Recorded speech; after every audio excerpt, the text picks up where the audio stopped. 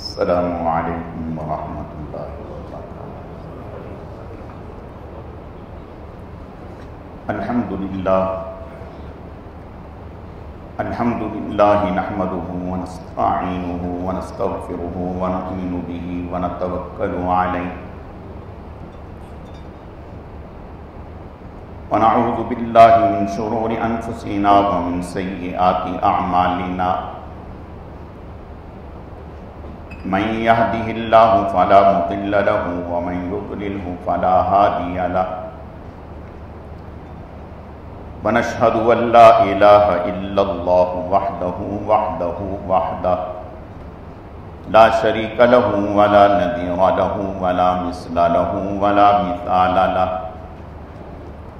ونشهد أن سيدنا وسندنا وشفيعنا ومرشدنا ومولانا وملجانا محمد وبارك وسلم وصل عليه أعوذ بالله من الشيطان الرجيم بسم الله الرحمن الرحيم والفجر وليال عشر والشفع والوتر والليل إذا يسر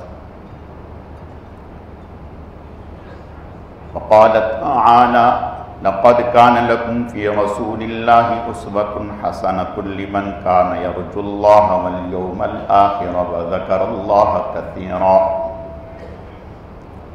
صدق الله مولانا العظيم وبلغنا رسوله النبي الكريم ونحن على ذلك لمن الشاهدين والشاكرين والحمد لله رب العالمين یا رب صل وسلم دائما ابدا على حبیبک خیر الخلق کلہم۔ گرامی قدر معزز حاضرین،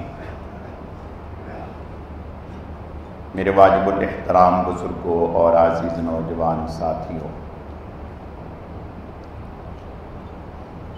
میں نے آپ کے سامنے قرآن مجید فرقان حمید میں سے ایک دو آیت کریمہ تلاوت کی ہیں۔ رب ذوالجلال سے دعا ہے کہ وہ ذات بزرگ و برتر مجھے اس کی روشنی میں صحیح صحیح کہنے کی اور سمجھانے کی توفیق عطا فرمائے۔ پھر اللہ رب العزت کی ذات اس مختصر وقت میں جو کچھ کہا سنا جائے، اس کہنے سننے کو محض اپنی رضا کے لیے اپنی بارگاہ میں قبول و منظور فرمائے، ہم سب کی نجات اور ہدایت کا، مغفرت کا ذریعہ اور سبب بنائے۔ میری آج کی مختصر گزارشات کا موضوع اور عنوان ذی الحجہ عشرہ کے فضائل اور مناقب ہیں۔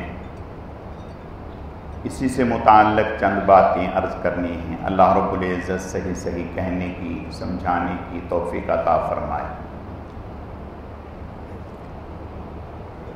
ذی الحجہ کا جو لفظ ہے، اس کو عربی میں دو طرح سے پڑھا جاتا ہے۔ ذی الحجہ ہا کے فتح کے ساتھ بھی پڑھا جاتا ہے اور ذی الحجہ ہا کے کسرہ کے ساتھ بھی پڑھا جاتا ہے۔ جب ہا کے فتح کے ساتھ پڑھا جاتا ہے تو اس کا معنی ہوتا ہے ایک بار حج کرنا۔ چونکہ مسلمان مومن ان دنوں میں حج کر لیتے ہیں ایک مرتبہ، اس کو حج والا کہہ دیا جاتا ہے۔ اور اگر ذی الحجہ ہا کے کسرے کے ساتھ اس کو پڑھیں گے، زیر کے ساتھ پڑھیں گے، تو پھر اس کے معنی سال کے آتے ہیں۔ چونکہ اس مہینے پر اسلامی سال کا اختتام ہوتا ہے تو اس لیے اس کو ذی الحجہ کہہ دیتے ہیں۔ اللہ تعالیٰ نے اس مہینے کے جو پہلے 10 دن ہیں، ان کی فضیلت کو بیان کرنے کے لیے قسم کھائی ہے۔ عموماً ہمارے ہاں قسم جو ہم کھاتے ہیں یا اٹھاتے ہیں وہ کسی چیز کا یقین دلانے کے لیے، اطمینان دلانے کے لیے کہ بھئی میں اپنی بات میں سچا ہوں، میں صحیح کہہ رہا ہوں، میں قسم کھا رہا ہوں، اور سامنے والے کو اس پر یقین آ جاتا ہے، اطمینان ہو جاتا ہے کہ یہ آدمی صحیح کہہ رہا ہے۔ لیکن اللہ پاک تو لیسا کمثلہ شیء ومن اصدق من اللہ قیلا، اللہ سے زیادہ سچی بات کس کی ہو سکتی ہے؟ تو اللہ پاک اس لیے قسم نہیں کھاتے کہ ہمیں یقین آ جائے، اللہ پاک قسم کھاتے ہیں کسی چیز کی عظمت بیان کرنے کے لیے، اہمیت بیان کرنے کے لیے کہ اس چیز کی اہمیت اور عظمت کیا ہے سامنے والے کے دل میں آ جائے۔ تو یہاں اس عشرے کی اللہ پاک نے راتوں کی اور دن کی قسم کھائی، والفجر ولیال عشر والشفع والوتر واللیل اذا یسر۔ اور آپ صلی اللہ علیہ وسلم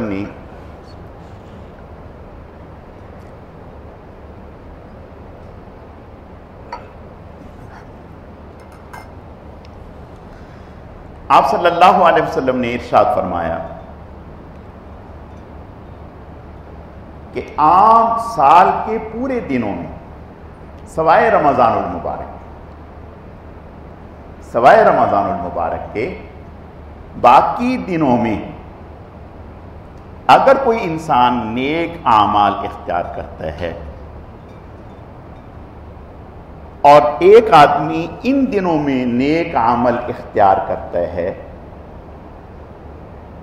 تو باقی دنوں میں کیے جانے والے نیک اعمال ان دنوں میں کیے جانے والے نیک اعمال کے اجر و ثواب کے اعتبار سے برابر نہیں۔ صحابہ کرام رضوان اللہ علیہم اجمعین جب بھی کوئی بات ہوتی تھی تو سب سے پہلے جہاد کا ذکر کرتے تھے۔ ان کے ذہنوں میں یہ بات رچ بس نہیں گئی تھی، اللہ نے بٹھا دی، فضل اللہ المجاہدین علی القاعدین اجرا عظیما، کہ اللہ نے جہاد کو سب سے زیادہ فضیلت دی ہے۔ تو صحابہ کرام رضوان اللہ علیہم اجمعین فوراً یہ سوال کرتے کہ یا رسول اللہ صلی اللہ علیہ وسلم، جہاد جس کا اتنا اجر و ثواب ہے کہ آپ نے ارشاد فرمایا لغدوۃ فی سبیل اللہ او روحۃ خیر من الدنیا وما فیہا،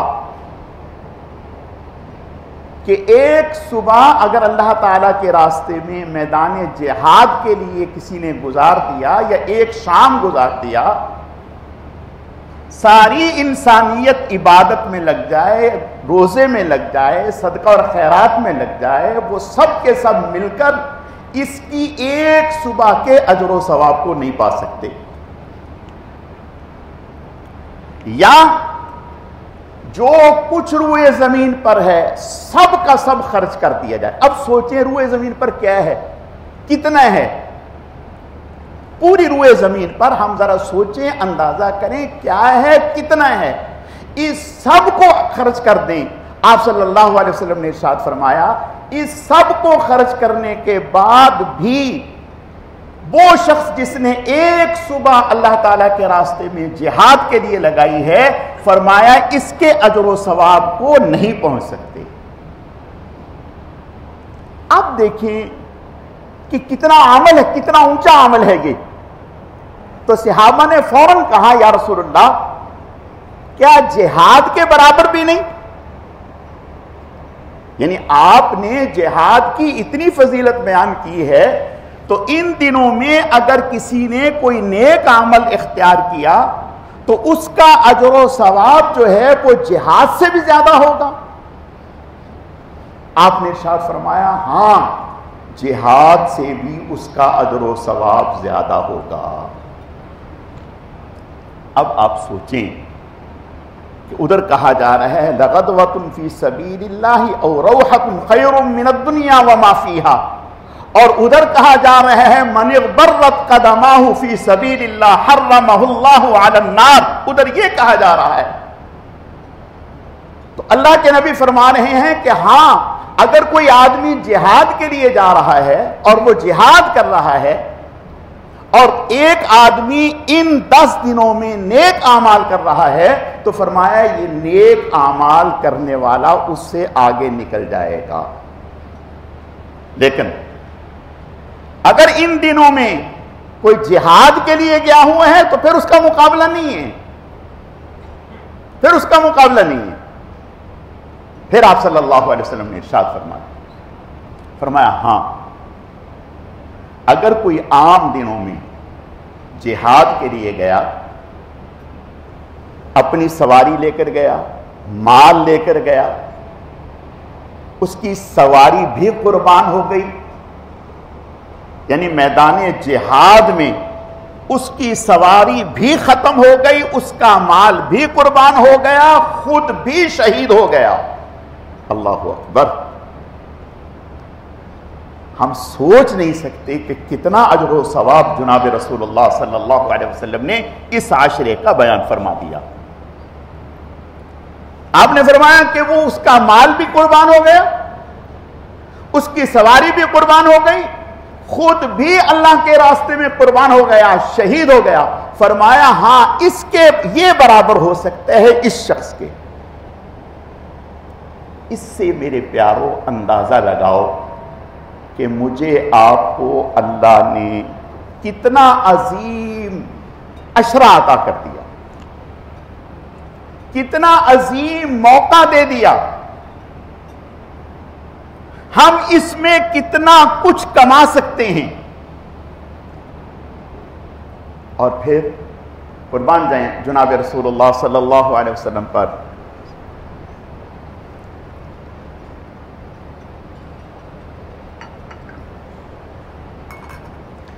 آپ نے فرمایا کہ بھئی جب یہ عشرہ عظیم ہے، یہ دن عظیم ہیں، تو پھر عمل بھی تمہیں وہ بتا رہے ہیں جو اعمال کے سردار ہیں۔ فرمایا کہ بھئی ان عظیم دنوں میں عمل بھی وہ کرو جو اعمال کے سردار ہیں۔ اب بھی وہ کیا ہے؟ آپ صلی اللہ علیہ وسلم نے ارشاد فرمایا افضل الذکر لا الہ الا اللہ۔ بس ان دنوں میں اٹھتے بیٹھتے چلتے پھرتے ہر وقت ہر گھڑی ہر آن لا الہ الا اللہ، لا الہ الا اللہ، لا الہ الا اللہ، یا اللہ اکبر اللہ اکبر، لا الہ الا اللہ واللہ اکبر اللہ اکبر وللہ الحمد، اس کا ورد کرتے رہو۔ سبحان اللہ کا ورد کرتے رہو، الحمدللہ کا ورد کرتے رہو۔ اعلیٰ دنوں میں اعلیٰ عمل بتا دیا۔ حضرت ابو ہریرہ رضی اللہ تعالیٰ عنہ، حضرت عبداللہ ابن عمر رضی اللہ تعالیٰ عنہ، صرف میں اور آپ بازار جاتے ہیں خریداری کے لیے، لیکن یہ حضرات دنیا کے بازار میں دنیا خریدنے نہیں جاتے تھے، آخرت خریدنے جاتے تھے۔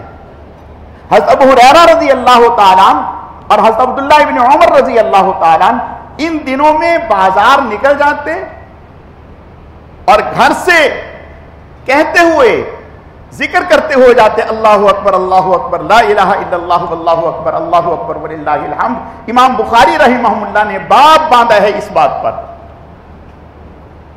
کہ جب یہ حضرات بازار میں جاتے تو خلق خدا بندے لوگ بھی ان کے ساتھ لگ کر کے اس ذکر کا ترانہ گونجنے لگتے،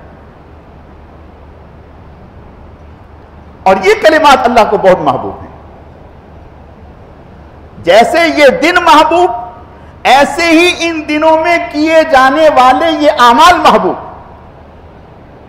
جب دن محبوب، اعمال محبوب، تو جو ان اعمال کو کرے گا تو کیا وہ اللہ کے ہاں محبوب نہیں ہوگا؟ وہ اللہ کے ہاں کتنا محبوب ہو جائے گا۔ اور پھر یہ دن ایسے ہیں کہ اللہ نے ان دنوں میں جو عبادت رکھی ہے وہ پورا سال آپ نہیں کر سکتے. مثلا رمضان ہے، آپ کی نماز چھوٹ گئی، آپ شوال میں اس کی قضا کر لیں.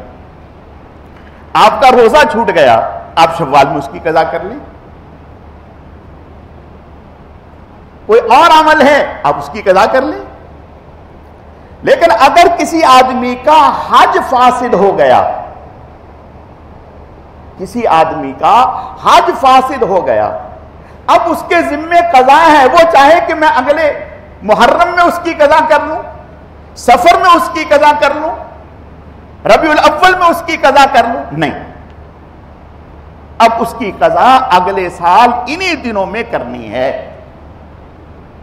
گویا یہ دن اتنے اعلی ہیں کہ اللہ نے ان دنوں میں جو اعمال رکھے ہیں وہ انہی دنوں کے ساتھ خاص ہے. اور ایسے اعمال، حج جو اسلام کا رکن ہے، آپ صلی اللہ علیہ وسلم نے ارشاد فرمایا بنی الاسلام علی خمس، اسلام کی بنیاد 5 چیزوں پر ہے. اس میں آپ صلی اللہ علیہ وسلم نے حج کو قرار دیا.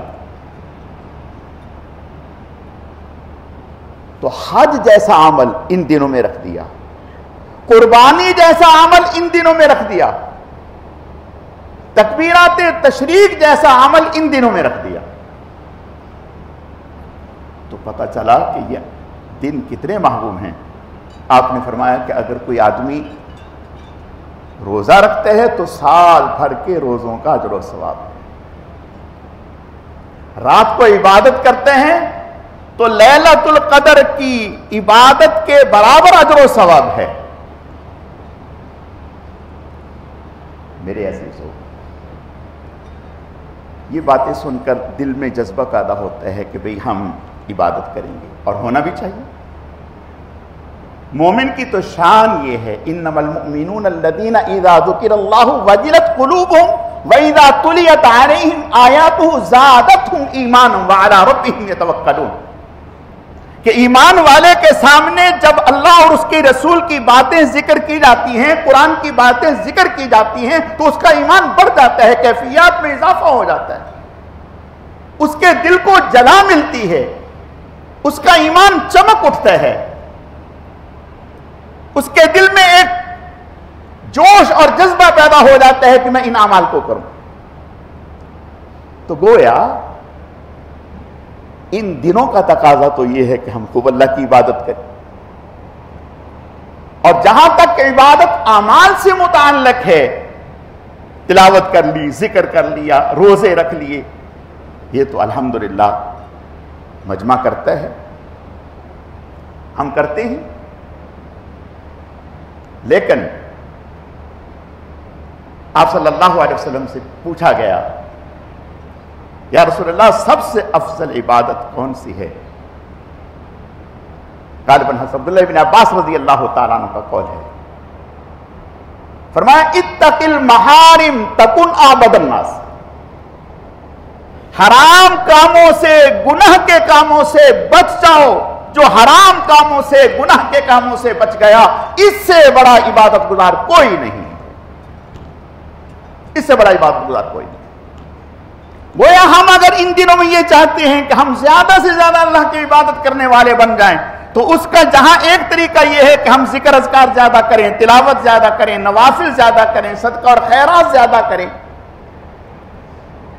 تو دوسرا پہلو یہ ہے کہ ہم گناہ کے کاموں سے اپنے آپ کو بچائیں، جتنی بھی اللہ کے نافرمانی والے اعمال ہیں ان سے بچائیں.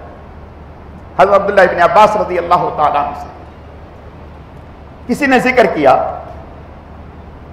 کہ حضرت ایک شخص جو ہے اس کے اعمال بہت ہیں، نیکیاں بہت ہیں،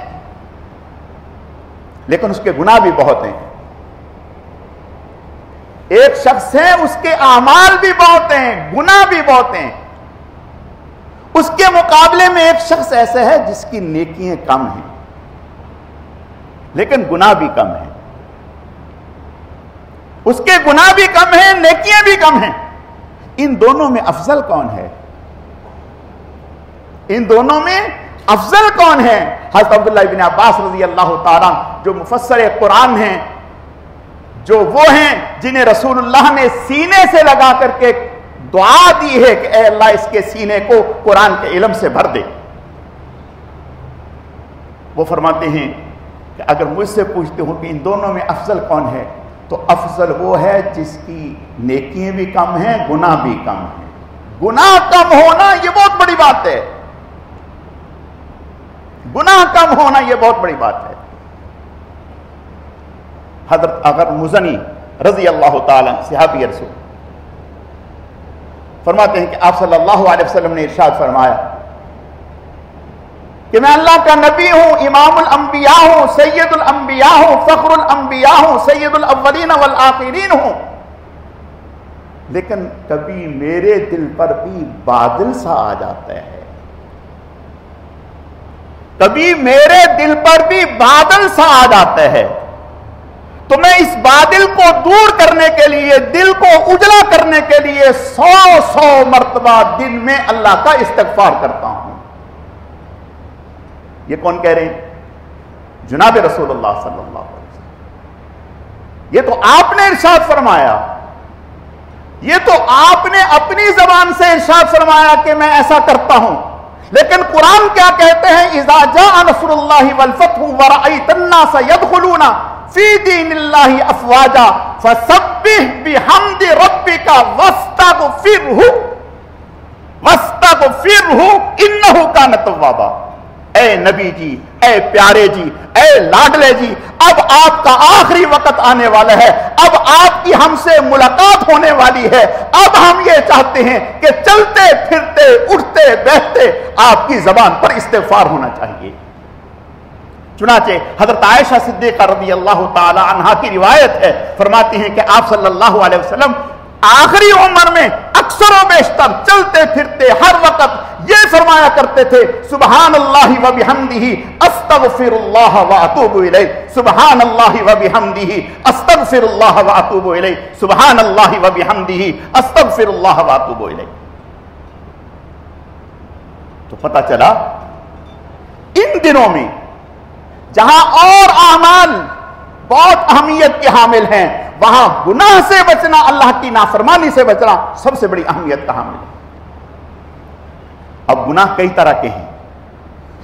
ایک گناہ وضو میں احتیاط نہ کرنا، پانی زیادہ بہانا جس طرف ہماری توجہ نہیں. ایک گناہ اپنی شلوار کو ٹخنوں سے نیچے لٹکانا، اپنی شلوار کو ٹخنوں سے نیچے لٹکانا اور اس کو اہمیت نہ دینا. آپ صلی اللہ علیہ وسلم کا ارشاد ہے، آپ نے ارشاد فرمایا کل قیامت کے دن ایسا شخص جو اپنی شلوار کو، لونگی کو، پینٹ کو ٹخنوں سے نیچے رکھتا ہوگا، فرمایا کل قیامت کے دن نہ اللہ پاک انہیں نظر رحمت سے دیکھیں گے، نہ انہیں گناہوں سے پاک کریں گے اور نہ جنت میں داخل فرمائیں گے. کتنی بڑی وعید. پھر بے لذت گناہ داڑھی کا مڈانا، عورتوں کا پردہ نہ کرنا، عورتوں کا پردہ نہ کرنا، شرعی پردہ. ہمارے ہاں معذرت کے ساتھ اللہ ہم سب کی حفاظت فرمائے، جو دیندار گھرانے سمجھے جاتے ہیں ان کا دین بھی یہاں تک ہے کہ جب گھر سے باہر نکلو تو حجاب پہن دو، پردہ عبایا پہن دو اور چہرہ پھر ننگا ہے. گھر میں تو پردے کا تصور ہی نہیں. صحابی نے پوچھا، جب پردے کی آیتیں نازل ہوئیں، صحابی نے پوچھا یا رسول اللہ کیا دیور سے بھی پردہ ہے؟ یعنی میرے چھوٹے بھائی سے میری بیوی کا پردہ ہے؟ آپ نے فرمایا وہ تو موت ہے، موت. سب سے پہلے تو گھر وہیں سے خراب ہوگا. میرے عزیزو، گناہ سے بچنا، استغفار کی کثرت. حضرت امام احمد بن حنبل رحمۃ اللہ علیہ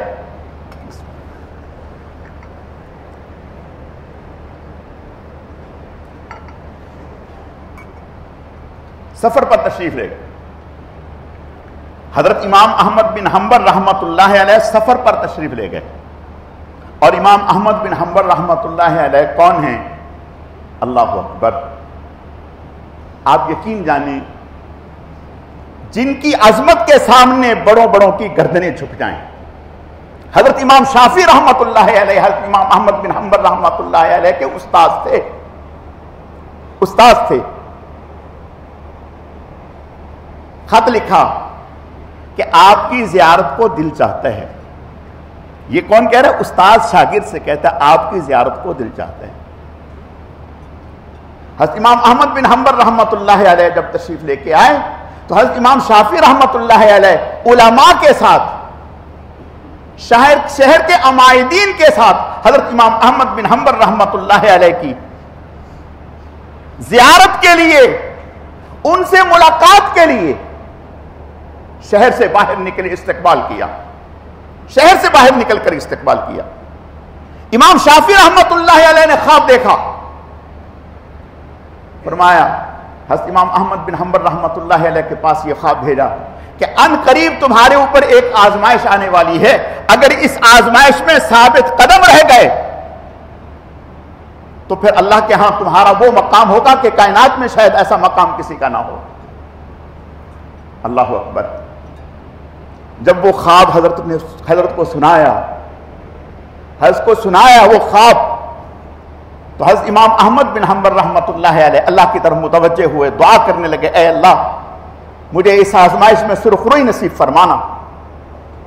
اور جو شاگرد حضرت کا یہ خواب لے کے آیا تھا ان کو اپنا کرتا اتار کے دے دیا. کہا کہ یہ آپ اتنی بڑی بشارت میرے لیے لے کے آئے ہیں، یہ آپ کے لیے انعام ہے. حضرت امام شافعی رحمت اللہ علیہ کے پاس جب یہ شاگرد کرتا لے کر کے آیا اور کہا کہ حضرت نے اس طرح سے کیا اور کرتا مجھے دیا، تو کرتا سر پہ رکھا، کبھی کبھی اس کو دھو کر پانی اس کا نکال کر کے پیتے. کہتے تمہیں نہیں پتا احمد بن حنبل کا مقام کیا ہے. خلق قرآن کا مسئلہ اٹھا، وقت کے بڑے بڑے ظالم بادشاہ جو یہ کہتے تھے قرآن اللہ کی مخلوق ہے، اس وقت امام احمد بن حنبل رحمت اللہ علیہ نے نعرہ حق بلند کیا اور کہا کہ قرآن اللہ کی صفت ہے، اللہ کی مخلوق نہیں ہے. اس پاداش میں حضرت امام احمد بن حنبل رحمت اللہ علیہ کو ایک ایک دن میں 100 کوڑے مارے جاتے. پورا جسم چھلنی ہو گیا، پورا جسم جلنی ہو گیا اور اسی میں شہید ہو گئے. جب جنازہ اٹھا تو لاکھوں کا مجمع تھا، کندھے دینے کے لیے فرصت نہیں تھی اور قبر سے خوشبو کے فوارے اٹھ رہے تھے. اور فرما گئے کہ ہمارا پتہ ہمارے جنازے بتائیں گے، ہمارے جنازے بتائیں گے کہ حق پر کون تھا، باطل پر کون تھا. قرآن کے لیے حضرت امام احمد بن حنبل رحمت اللہ علیہ نے یہ تکلیفیں اٹھائیں اور اللہ کی زیارت ہوئی. پوچھا خالق کے مالک آپ کا قرب پانے کے لیے سب سے بہترین ذریعہ کیا ہے جس سے آپ کا قرب حاصل ہو؟ فرمایا میرے قرآن سے لگ جاؤ، میرے قرآن سے لگ جاؤ. کہا کیا مطلب؟ کہا قرآن کو پڑھو، قرآن کو سمجھو، قرآن کو سینے سے لگا لو. کہا کہ سمجھ کر یا بغیر سمجھے؟ کہا جیسے بھی قرآن کے ساتھ لگ جاؤ گے میرے ساتھ لگ جاؤ گے. یہ امام احمد بن حنبل رحمت اللہ علیہ سفر پر گئے. جب سفر پر گئے اجنبی ماحول تھا، ایک مسجد میں رک گئے. رات کو کوئی جان پہچان تھی نہیں، مسجد کے لوگوں نے نکال کے باہر کر دی. کہا نکلو باہر. کہا بھائی میں مسافر ہوں، کوئی ٹھکانہ نہیں ہے، مجھے رہنے دو. کہا نہیں. ایک دفعہ نکالا پھر آ گئے، پھر نکالا پھر آ گئے. مسجد کے سامنے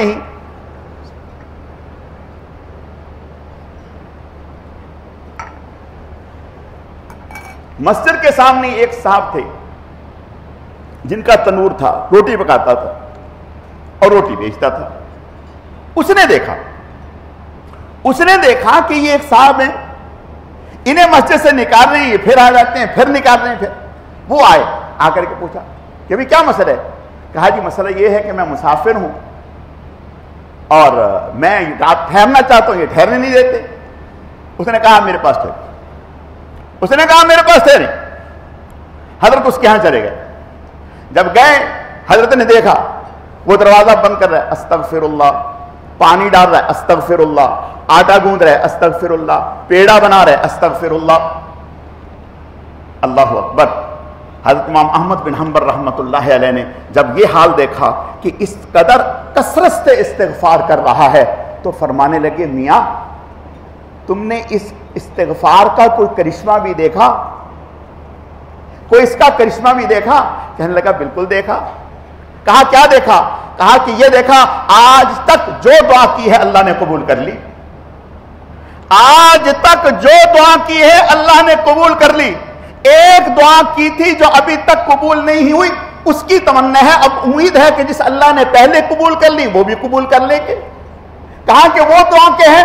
کہنے لگا وہ دعا میری یہ تھی، میں نے دعا کی تھی اے اللہ میں نے سنا تھا حضرت امام احمد بن حنبل رحمۃ اللہ ہے، اسے نہیں پتا یہ امام احمد بن حنبل ہے، کہنے لگا میں نے سنا کہ حضرت امام احمد بن حنبل کا بڑا مقام ہے، بڑا مرتبہ ہے، تو میں گناہگار آدمی کہاں اس سے ملاقات میری ہو سکتی ہے؟ میں نے اللہ سے دعا کی اللہ امام احمد بن حنبل سے میری ملاقات کرا دے، تو وہ ابھی پوری نہیں ہو۔ حضرت امام احمد بن حنبل مسکرانے لگے، کہنے لگے احمد بن حنبل میں ہی ہوں، اللہ نے گدی سے پکڑ کر تیرے استغفار کی برکت سے تیرے قدموں میں ڈال دیا، تیرے سامنے لا کر کے پیش کر دیا۔ میرے پیارو میں عرض یہ کرنا چاہتا ہوں یہ عشرہ ذی الحجہ بہت اونچا عشرہ ہے، اس کی عظمت کو پہچانے، اور اس کی عظمت کو پہچاننے کے لیے جہاں نوافل ہیں، تسبیحات ہیں، لا الہ الا اللہ ہے، اذکار ہیں، وہاں ایک کام یہ ہے کہ ہم تہیہ کر لیں کہ اس عشرے میں اللہ کی نافرمانی نہیں ہونے دیں گے۔ کیوں بھئی ہونے ایسا ہے نہیں ہے؟ جو دیکھیں نیت کرنا ہمارا کام، ارادہ کرنا ہمارا کام، اس ارادے پر بھی انشاءاللہ ہمیں ثواب ملے گا۔ ہم ارادہ کریں کہ انشاءاللہ اس عشرے میں اور پر پورا مہینہ پھر پورا سال کوئی نماز ہماری جماعت سے نہیں رہے گی، کوئی نماز ہماری تکبیر و عمرہ سے نہیں رہے گی، اس عشرے میں ہم داڑھی نہیں منڈائیں گے، اس عشرے میں بد نظری نہیں کریں گے، اس عشرے میں غیبت نہیں کریں گے، اس عشرے میں جھوٹ نہیں بولیں گے، اس عشرے میں دھوکہ نہیں دیں گے، اس عشرے میں خیانت نہیں کریں گے، اس عشرے میں لڑائی جھگڑا فساد نہیں کریں گے۔ کیوں بھی ہم یہ نیت کرتے ہیں یا نہیں کرتے؟ جو کہتے ہیں ہم نیت کرتے ہیں ہم ہاتھ کھڑا کر لیں، ارادہ کرتے انشاءاللہ ہم یہ عشرہ اللہ کی منشا اور مرضی کے مطابق گزاریں گے، انشاءاللہ اللہ کے گھر میں بیٹھ کر اس مبارک عشرے میں، اس مبارک دن میں، اس مبارک نیت کی برکت سے اللہ پہلے گناہ معاف فرما دیں گے انشاءاللہ، اور آئندہ اللہ ہمارا رخ سیدھا فرما دیں گے۔ اللہ رب العزت سمجھنے کی، عمل کرنے کی توفیق عطا فرمائے۔